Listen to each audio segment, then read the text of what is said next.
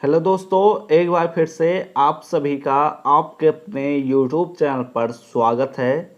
आज के इस वीडियो में हम बात करेंगे बीएससी फर्स्ट ईयर के सेकेंड सेमेस्टर का जो हमारा सब्जेक्ट है केमिस्ट्री, उसका जो पेपर है bio organic and medicinal chemistry, उसमें जो हमारा यूनिट फर्स्ट है केमिस्ट्री ऑफ कार्बोहाइड्रेट्स में हम लेकर आ चुके हैं बीएससी सेकेंड सेमेस्टर के केमिस्ट्री के इम्पॉर्टेंट क्वेश्चंस।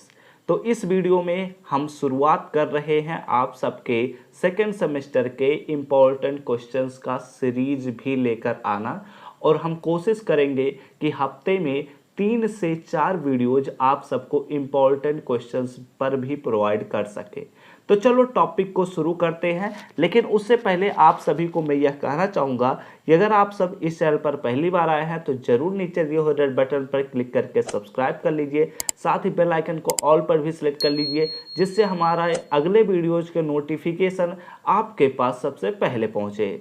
तो चलिए अपने टॉपिक को शुरू करते हैं। मेरा नाम है ऋषभ सिंह। आइए चलिए कुछ नया पढ़ लेते हैं। तो यहाँ पर आप सबको एक क्वेश्चन देखने को मिल रहा होगा, और यह क्वेश्चन आप सबके एग्जाम के पॉइंट ऑफ व्यू से बहुत ही ज़्यादा इम्पॉर्टेंट है। ये बातें नोट करके चलिए। और एक बात मैं बताना चाहूँगा, आप सबको इन सभी क्लासेस के पीडीएफ जो हैं वो आपको टेलीग्राम पर प्रोवाइड कर दिए जाएंगे, तो आप लोग वहाँ से ज्वाइन कर लीजिए, जिससे आप सभी लोग वहाँ से पीडीएफ लेकर आप लोग नोट कर सकें, उन्हें याद भी कर सकें, जैसा आपका इच्छा करे वो कर सकते हैं। ठीक है, तो यहाँ पर आप लोगों को क्वेश्चन देखने को ये मिल रहा होगा कि what are carbohydrates, how they are classified, how can you convert an aldopentose to aldohexose. Hindi में अगर कहें तो कार्बोहाइड्रेट्स क्या हैं, उनको कैसे वर्गीकृत किया गया है, एक एल्डोपेंटोज को एक एल्डोहेक्सेज में कैसे परिवर्तित कर सकते हैं, इसके बारे में बताइए। ठीक है, तो अब एक चीज और मैं बताना चाहता हूं। शुरुआत करने से पहले मैं कुछ चीजें और बता देना चाहता हूं। देखो, हम लोग अपने इस चैनल पर सीएस क्लासेस में ऑलरेडी आप सबको एक सीरीज के तौर पर एक लाइन से ही आप सभी को लेक्चर्स में प्रोवाइड कर रहा हूं। तो उस प्लेलिस्ट में मैं आपको कई सारी चीज़ें पढ़ा चुका हूं। तो जो भी चीज़ें आप सबको पढ़ा रहा हूं वहां पर उन्हीं चीज़ों से रिलेटेड जितने भी इम्पॉर्टेंट क्वेश्चंस बनते हैं, उन चीज़ों को यहाँ पर मैं उन सॉल्व कराऊंगा। ठीक है, यानी कि उन्हें हम क्वेश्चन के फॉर्म में आंसर तक करने का तरीका भी सीखेंगे। तो इसलिए इस सीरीज को मैं लेकर आया हूं। ठीक है, क्योंकि आप सबके एग्जाम बहुत ही जल्द होंगे, तो ध्यान से पढ़िएगा। ठीक है, तो यह जो क्वेश्चन है यह बहुत ही इंपॉर्टेंट है, और यहाँ पर आप सबको देखने को मिल रहा है कि सबसे पहला क्वेश्चन ही मैं यही लेकर आया हूँ कि what are carbohydrates and how are they classified. ठीक है, तो मैं आप सबको जो पहला लेक्चर था और जो दूसरा लेक्चर था और तीसरा लेक्चर था, इन 3 लेक्चर में यही टॉपिक मैं आप सबको पढ़ाया था कि कार्बोहाइड्रेट क्या होते हैं और उन्हें कैसे क्लासिफाइड करते हैं। और इनके नोट्स मैं आप सबको टेलीग्राम पर भी प्रोवाइड किया था, और वहाँ पर मैं आप सबको कहा भी था कि यह बहुत ही इम्पोर्टेंट टॉपिक है, इसलिए यहाँ पर हम ज़्यादा समय देना भी चाहते हैं। ठीक है, तो आई होप आप सभी लोग जानते होंगे।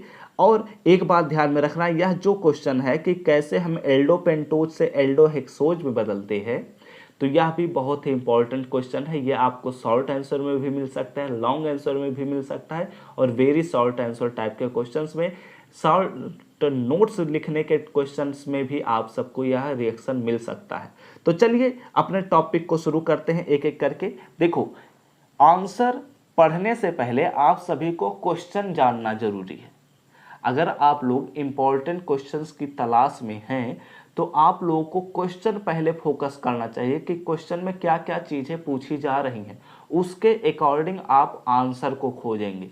ठीक है, तो यहाँ पर मैं सभी चीज़ें प्रोवाइड करता हूँ, इसमें आप सबको कोई परेशानी वाली बात नहीं है। यह जो पीडीएफ आपको दिख रहा है यहाँ पर मोबाइल की स्क्रीन पर, ये मैं आपको अपने टेलीग्राम ग्रुप में ऑलरेडी प्रोवाइड किया हूँ, और अगर आप लोग कहेंगे तो मैं फिर से प्रोवाइड कर दूंगा। आप लोग लिंक डिस्क्रिप्शन में मिल जाएगा, वहाँ से आप लोग ज्वाइन कर लीजिए। यहाँ पर आप सबको पहला हेडिंग देखने को मिल रहा होगा कार्बोहाइड्रेट्स। तो कार्बोहाइड्रेट्स का जो बेसिक डिफिनीशन है वह यह कहता है कि ये compound which molecular formula is CH2OY are called as carbohydrates. इसका मतलब ये हुआ कि कोई भी कंपाउंड जिसका मॉलिक्यूलर फार्मूला कुछ ऐसे होगा वह कंपाउंड कार्बोहाइड्रेट कहलाएगा। लेकिन इसमें आगे भी चलो, आगे हम डिस्कस करते हैं। यहाँ पर जब हम फॉर एग्जाम्पल के तौर पर पहुँचे तो जो ग्लूकोज होता है उसका फार्मूला होता है C6H12O6, ठीक है। तो ये तो इस फार्मूले को सेटिस्फाई कर गया।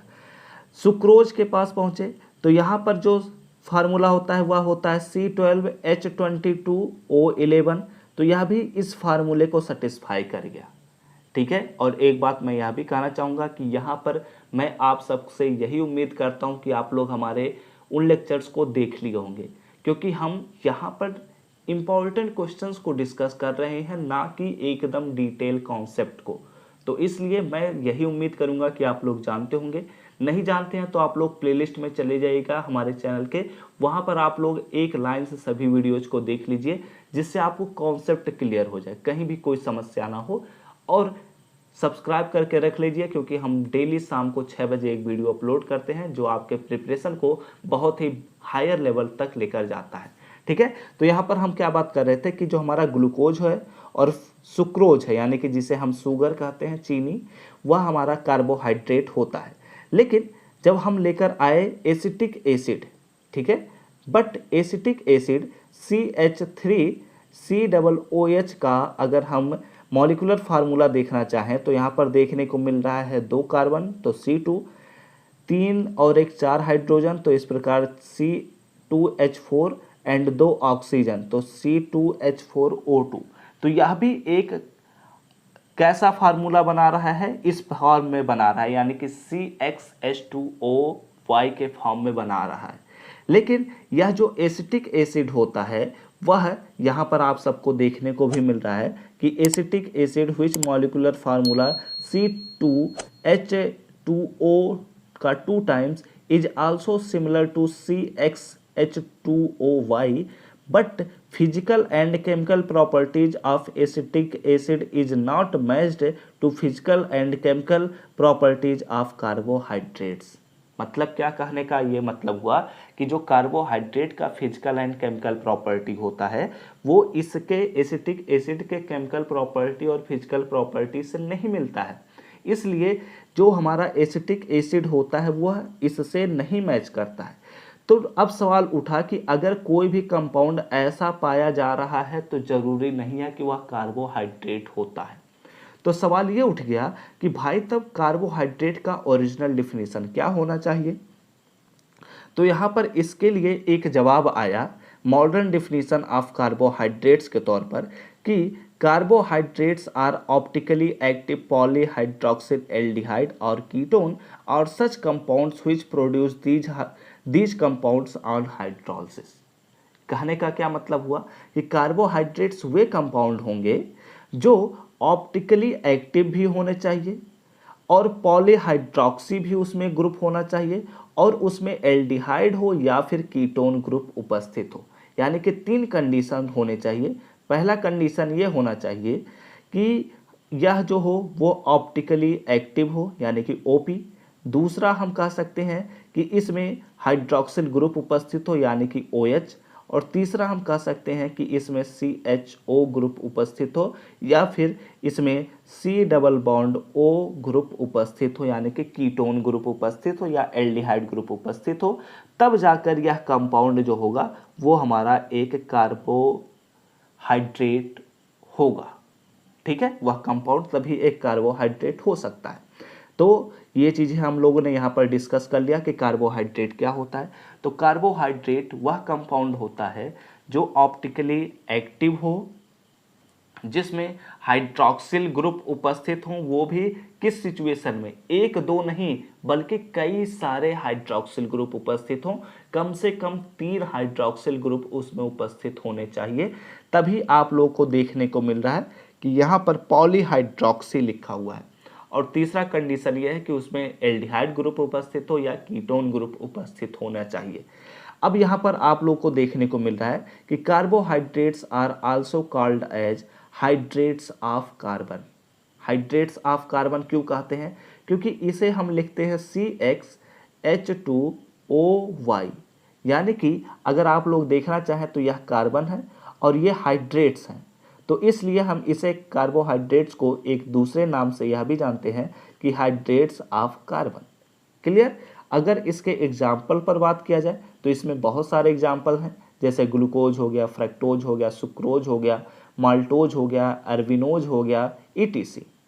ठीक है, बहुत सारे आते हैं, तो यहाँ पर ETC हमने नाम ले लिया। तो हम लोगों ने अभी तक समझ लिया कि कार्बोहाइड्रेट क्या होता है। तो हमारा जो क्वेश्चन था, क्वेश्चन कहाँ गया? यहाँ पर है। क्वेश्चन में हमारे पास सबसे पहला यही पूछा गया था कि व्हाट आर कार्बोहाइड्रेट्स। तो हम लोगों ने डिस्कस कर लिया कि कार्बोहाइड्रेट क्या होता है। अब अगला सवाल ये उठता है कि हाउ आर दे क्लासिफाइड, मतलब क्या हुआ कि कार्बोहाइड्रेट्स को हम कैसे क्लासिफाइड करते हैं। तो यहाँ पर अब उसके बारे में हम डिस्कस करते हैं। तो यहाँ पर अगर इसके क्लासिफिकेशन पर बात किया जाए तो यहाँ पर मैं आप सबको, जब मैं डिटेल लेक्चर लेकर आया था तो वहाँ पर मैं आप सबको इनके बारे में बहुत ही डिटेल में समझाया था, लेकिन यहाँ पर भी आप सबको मैं थोड़ा डिटेल समझाने की कोशिश करूँगा, बस आप लोग ध्यान से समझने की कोशिश करिएगा। ठीक है, चलो अब एक एक करके हम शुरुआत करते हैं। यहाँ पर आप सभी को देखने को मिल रहा होगा ऊपर एकदम एग्जैक्ट क्लासिफिकेशन ऑफ कार्बोहाइड्रेट्स। तो देखो, कार्बोहाइड्रेट्स को एक दो नहीं बल्कि हम कई प्रकार से क्लासिफाइड कर सकते हैं, लेकिन आप सबके सिलेबस में दो ही प्रकार से दिया गया है, तो उन्हीं के बारे में हम बात करेंगे। तो यहाँ पर आप सबको देखने को मिल रहा होगा पहले ही लाइन में कि there are two types of classification of carbohydrates. मतलब क्या हुआ कि कार्बोहाइड्रेट्स के हमारे पास दो प्रकार के क्लासिफिकेशन होते हैं। सबसे पहला क्लासिफिकेशन इसमें आता है on the basis of sweetness, यानी कि मिठास के आधार पर हम कार्बोहाइड्रेट को क्लासिफाइड कर सकते हैं, जिसमें हमारे पास सबसे पहला आता है शुगर। ठीक है, यानी कि चीनी, यानी कि मिठास यह कह सकते हैं। ठीक है, तो इसमें जो हमारा शुगर है उसमें सबसे पहला पॉइंट ये बनता है मोनोसैकेराइड। देखो, जब हमने देखा कि कार्बोहाइड्रेट को हम दो प्रकार से क्लासिफाइड कर सकते हैं, तो उसमें देखा गया कि स्वीटनेस के आधार पर, और दूसरा हमारे पास आता है, दूसरा यहाँ पर आप सबको नीचे देखने को मिल रहा है कि रिड्यूसिंग शुगर या फिर रिड्यूसिंग एजेंट के आधार पर भी कर सकते हैं। ठीक है, तो दो प्रकार से हो गए। तो अब हम पहले प्रकार में बात कर रहे हैं। पहले प्रकार में जब हम बात कर रहे हैं तो उसमें आया शुगर एंड नॉन शुगर। ठीक, तो जो शुगर है उसमें दो प्रकार के शुगर्स हैं, एक होता है मोनोसैकेराइड, दूसरा होता है ऑलिगोसैकेराइड। ठीक है, तो जो मोनोसैकेराइड होता है वो किसी भी कार्बोहाइड्रेट का सबसे छोटा यूनिट होता है। जैसे कि अगर आप लोगों को समझाने के तौर पर मैं बात करूं तो आप लोगों ने लड्डू देखा होगा। ठीक है, जो स्वीट होता है लड्डू वाला। ठीक है, तो उसमें आप लोग देखते होंगे वो छोटे छोटे पार्टिकल से मिलकर बना होता है। तो जो वो सबसे छोटा पार्टिकल होता है उसे हम कह सकते हैं मोनोसैकेराइड है, कह सकते हैं। इसे मैं आपको केवल कॉन्सेप्ट के तरीके से समझाने की कोशिश कर रहा हूँ। ये जरूरी नहीं है कि आप लोग जाइए और कहिए सर ये तो मोनोसैकेराइड नहीं है, ऐसा नहीं है। वो हम आपको केवल समझाने के तौर पर बात कर रहे हैं कि जो पूरा लड्डू है वो कार्बोहाइड्रेट है, लेकिन अगर उसका जो एक छोटा पार्टिकल निकालते हैं तो उसे हम कहेंगे मोनोसैकेराइड, मतलब उससे छोटा पार्टिकल उसमें उपस्थित नहीं है, उसे हम तोड़ भी नहीं सकते। तो इस प्रकार के पार्टिकल को ही हम कहते हैं मोनोसैकेराइड। यहाँ पर आप सबको देखने को भी मिल रहा है कि this is simple unit of carbohydrate, मतलब यह सबसे छोटा यूनिट होता है कार्बोहाइड्रेट का। It can not be break into simpler part, इसे हम छोटे पार्ट्स में डिवाइड नहीं कर सकते। अगर एग्जाम्पल के तौर पर बात किया जाए तो इसमें सबसे मोस्ट फेमस एग्जाम्पल होते हैं glucose and fructose are example of monosaccharides. Clear? अब यहाँ पर आगे हम बात करते हैं, और यह जो पूरा चैप्टर है कार्बोहाइड्रेट वह ग्लूकोज एंड फ्रक्टोज पर ही आधारित है। यहाँ पर हमारे पास दूसरा हेडिंग आता है ऑलिगोसैकेराइड। तो ऑलिगोसैकेराइड को अगर मैं आप सबको समझाने की कोशिश करूँ तो इसमें 2 से लेकर 10 तक के मोनोसैकेराइड को इकट्ठा कर दिया जाए तो उसी को ही हम कहेंगे ऑलिगोसैकेराइड। बस सिंपल सा, ज़्यादा इसे कॉम्प्लेक्स बनाने की जरूरत नहीं है, बस साधारण समझो कि एक मोनोसैकेराइड है, ठीक है, उसे हमने मोनोसैकेराइड कह दिया, लेकिन 2 मोनोसैकेराइड को ले लिया तो वो ऑलिगोसैकेराइड में आ जाएगा। अगर ऐसे ही करते हुए हम 10 मोनोसैकेराइड ले लेते हैं तो भी वह ऑलिगोसैकेराइड में आ जाता है। सिंपल, बहुत ही आसान तरीके से। तो यहाँ पर अगर समझने की कोशिश की जाए तो यहाँ पर डिफिनीशन के तौर पर भी लिखा गया है कि एक carbohydrate which is made by 2 to 10 units of monosaccharides are called as oligosaccharides। बस सिंपल, ठीक है। लेकिन अब यहाँ पर कुछ और डिटेल तरीके से समझने की कोशिश करिए। देखो, हमने बात किया कि ऑलिगोसैकेराइड जो होता है उसमें 2 से लेकर 10 मोनोसैकेराइड उपस्थित होते हैं, लेकिन अगर केवल 2 ही मोनोसैकेराइड उपस्थित होंगे तो उसे हम कहेंगे डाइसैकेराइड, ठीक है, डायासैकेराइड। लेकिन अगर किसी भी कंपाउंड में या किसी भी कार्बोहाइड्रेट में 3 मोनोसैकेराइड उपस्थित होंगे तो उसे हम कहेंगे ट्राइसैकेराइड, ठीक है। ऐसा ही करते हुए हम 4 से लेकर 10 तक चले जाते हैं, लेकिन ये सभी जितने भी आते हैं वो सभी के सभी ऑलिगोसैकेराइड के कैटेगरी में ही आते हैं। क्लियर? तो यहाँ पर हम लोगों ने ऑलिगोसैकेराइड का कॉन्सेप्ट भी समझ लिया। तो यहाँ पर अब आगे हम बात करते हैं। तो यहाँ पर ऑलिगोसैकेराइड के यहाँ पर नीचे लिखा गया है कि when oligosaccharides have 2 units of monosaccharides is called as disaccharides, जो मैंने आप सबको समझाया। यहाँ पर एग्जाम्पल के तौर पर बात किया जाए तो सुक्रोज है, रैफिनोज है, most common example of oligosaccharides. Clear?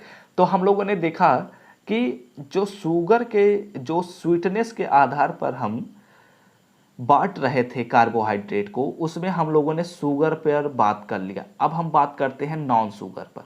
तो नॉन शुगर में बेसिकली हम यही समझने वाले हैं पॉलीसैकेराइड के बारे में कि पॉलीसैकेराइड क्या होता है।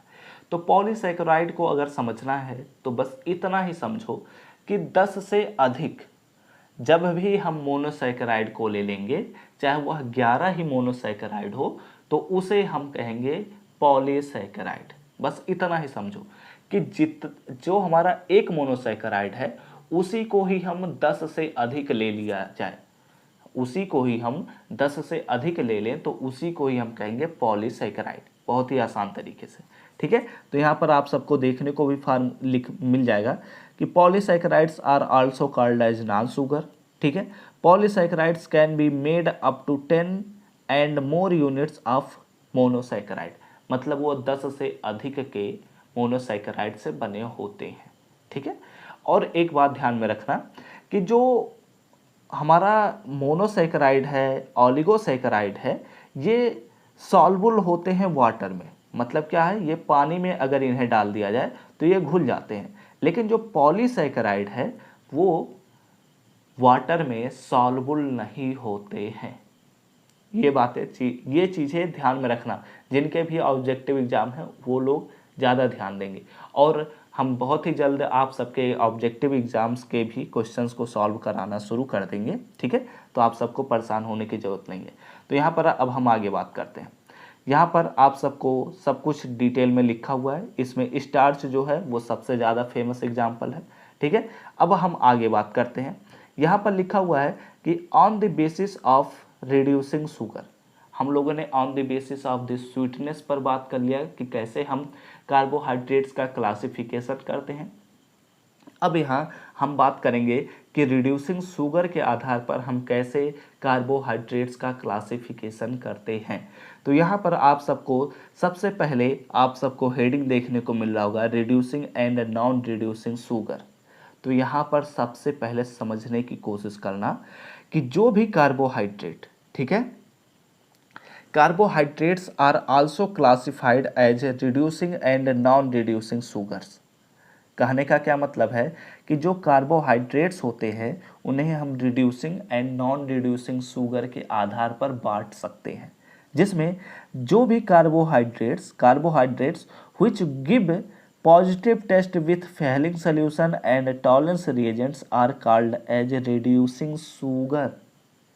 समझने की कोशिश करना, कि जो भी कार्बोहाइड्रेट हम ले रहे हैं, चाहे वह ग्लूकोज हो, फ्रक्टोज हो, माल्टोज हो, अर्बिनोज हो, ये सभी जितने भी हमारे कार्बोहाइड्रेट्स हैं, अगर वो फेहलिंग सॉल्यूशन या फिर टॉलेंस रिएजेंट के साथ पॉजिटिव टेस्ट दे देते हैं, तो इस प्रकार के कार्बोहाइड्रेट को ही हम कहते हैं रिड्यूसिंग शुगर। लेकिन अगर वहीं पर ये निगेटिव टेस्ट दे देते हैं तो उन्हें हम कहेंगे नॉन रिड्यूसिंग शुगर। ठीक है, तो अब सवाल उठता है कि पॉजिटिव टेस्ट क्या होता है, नेगेटिव टेस्ट क्या होता है। तो इन सभी चीज़ों के बारे में हम जब अपने इस कोर्स के वीडियोस को प्रोवाइड कर रहे थे तो वहाँ पर डिटेल डिस्कस किए हैं, तो यहाँ पर हम उनके बारे में नहीं डिस्कस करेंगे। आप लोग अगर अपने कॉलेज के प्रैक्टिकल्स करेंगे तो वहाँ पर भी आप लोग इन चीज़ों के बारे में जान जाएंगे, क्योंकि वहाँ पर प्रैक्टिकल में आप सबको कराया जाता है। ठीक है, तो यहाँ पर हम लोगों ने बात कर लिया, किसके बारे में बात कर लिया। यहाँ पर एक छोटा और इम्पॉर्टेंट पॉइंट है कि जितने भी मोनोसैकेराइड्स होते हैं, ठीक है, यहाँ पर ध्यान से देख लेना कि जितने भी मोनोसैकेराइड्स होते हैं वो रिड्यूसिंग शुगर भी होते हैं, लेकिन जितने भी पॉलीसैकेराइड्स होते हैं वो नॉन रिड्यूसिंग शुगर होते हैं। ये आपको ऑब्जेक्टिव टाइप के क्वेश्चंस में मिल सकते हैं। ठीक है, तो यहाँ पर हम लोगों ने क्या क्या बात कर लिया कि कार्बोहाइड्रेट क्या होता है और उनके क्लासिफिकेशन कैसे करते हैं। तो अगर इसमें क्वेश्चन में हम बात करें तो इसमें हम लोगों ने बात कर लिया कि what are carbohydrates and how are they classified. अब लास्ट सवाल हमारे पास बचता है कि how can you convert an aldopentose to aldohexose. तो यहाँ पर अब चलो इस पर भी हम बात कर लेते हैं। यहाँ पर मैं आप सबको लिख कर लेकर आया हूँ जिससे आप लोगों को आसानी से चीज़ों को समझा सकूँ। ठीक है, तो यहाँ पर ध्यान से देखना, यहाँ पर देखने पे ये मिल रहा है कि ये हमारे पास है एक एल्डोपेंटोज। अगर आप लोगों को नहीं पता है तो मैं समझाने की थोड़ी कोशिश करता हूँ, वैसे डिटेल नहीं समझाऊंगा क्योंकि ये सभी चीज़ें हम अपने क्लासेस में डिस्कस किए हैं। यहाँ पर हम इनके केवल कॉन्सेप्ट को समझने की कोशिश कर रहे हैं। ठीक है, और आप सबको इम्पोर्टेंट क्वेश्चंस के तौर पर मैं करा रहा हूँ, तो मैं यही उम्मीद कर रहा हूँ कि आप लोग अपने एग्ज़ाम के प्रिपरेशन के लिए ही इन चीज़ों को पढ़ रहे हैं। ठीक है, तो यहाँ पर आप लोगों को कॉन्सेप्ट समझने से ज़्यादा आप सबको याद करने पर फोकस करना चाहिए। ठीक है, क्योंकि जो हमारा कॉन्सेप्ट समझना होता है वो साल भर होता है, लेकिन जो हमारा एग्ज़ाम का टाइम आता है उस समय हमें याद करना ज़रूरी होता है, क्योंकि एग्ज़ाम में तभी नंबर मिलते हैं जब आप लोग लिखते हैं। अगर आप कॉन्सेप्ट ही समझ कर रह गए, लिखे ही नहीं, तो आपको नंबर नहीं मिलता है। ठीक है, तो कॉन्सेप्ट समझने के साथ साथ याद भी करना ज़रूरी है। अब यहाँ पर देखो, यहाँ पर 1 carbon, 2 carbon, 3 carbon, 4 carbon, 5 carbon, तो इसलिए इसे हम कहेंगे एल्डोपेंटोज। 5 कार्बन है तो पेंटोज, और एल्डो के पीछे रीजन ये है कि इसमें एल्डिहाइड ग्रुप उपस्थित है, इसलिए इसे हम कहेंगे एल्डोपेंटोज। लेकिन जो ये हमारे पास कंपाउंड देखने को मिल रहा है, इस कंपाउंड को हम नाम देते हैं अर्बिनोज। ठीक है, यहाँ पर आप सबको देखने को भी मिल रहा है। अब क्या हुआ कि ये जो हमारे पास अर्बिनोज है इसका हम HCN के साथ रिएक्शन करा दिए। अब जब रिएक्शन हुआ तो क्या हुआ कि ये जो CHO ग्रुप है, ठीक है, ध्यान से देख लेना, C double bond O single bond H है, यही बात है ना। तो यहाँ पर जब HCN अटैक किया तो क्या हुआ कि ये जो H है वो इस डबल बॉन्ड को तोड़ दिया, और जब यह डबल बॉन्ड टूटा तो क्या हुआ मैं बताता हूँ। यहाँ पर जब यह डबल बॉन्ड टूटा तो इस एक सिंगल बॉन्ड द्वारा यह जो H है वह इस ऑक्सीजन से जुड़ जाता है। अब चूंकि यह कार्बन 4 बॉन्ड बनाता है, ये बात हमें पता है, तो 1 बॉन्ड हुआ, 2 बॉन्ड हुआ और यह 3 बॉन्ड हुआ, तो यह CN इस कार्बन से जुड़कर यहाँ पर एक CN जुड़ जाता है। तो इस प्रकार से आप सबको यहाँ पर देखने को मिल रहा है कि ये हमारे पास ये वाला यहाँ पर आ गया, ये वाला यहाँ पर, ये वाला यहाँ पर, और ये वाला यहाँ पर, और ये वाला जो है वो यहाँ चला आया, लेकिन इसके साथ एक OH ग्रुप जुड़ गया और यहाँ पर एक CN ग्रुप भी जुड़ गया। ठीक है, सिंपल सा कि एर्बिनोज का हम जब HCN के साथ रिएक्शन कराए तो हमें एक नया कंपाउंड मिला। ठीक है, अब देखो यहाँ पर समझने की कोशिश करना कि जब ये नया कंपाउंड मिला तो इसका हमने क्या कर दिया, हाइड्रोलिसिस कर दिया। तो जब हाइड्रोलिसिस किया तो ये जो हमारे पास CN है, ठीक है, हाइड्रोलिसिस करने पर क्या होता है, यहाँ पर ऑक्सीजन जुड़ जाते हैं, ठीक है। हाइड्रोलिसिस कहें या फिर इसी में हम कह सकते हैं ऑक्सीडेशन हो गया, तो यहाँ पर जो CN उपस्थित है, यहाँ पर जो CN है वो ऑक्सीडाइज हो जाता है। तो जब ये ऑक्सीडाइज होता है तो जो यहाँ पर CN है वो बन जाता है COOH, ठीक है, और N जो है वो NH3 बनाते हुए बाहर निकल जाता है।